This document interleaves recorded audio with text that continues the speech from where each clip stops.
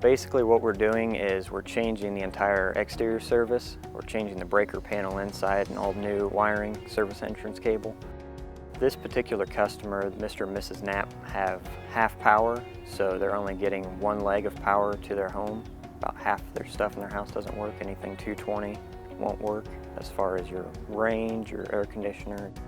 Mrs. Knapp is actually on oxygen, so we came out here on Saturday because she had half power, and it's one thing to not have your food, but to not have oxygen, it's, a little more important.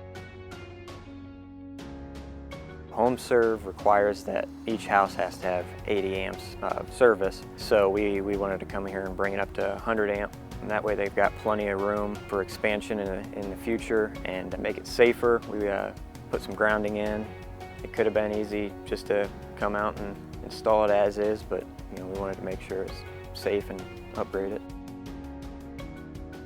BP is a family-owned business. We got Bob, the owner. He does a lot of the field work, and he'll be out there and make sure everything goes good. And BP actually offers a journeyman class through their in-house training, so we're taking that to learn all the codes and learn the proper way to install everything.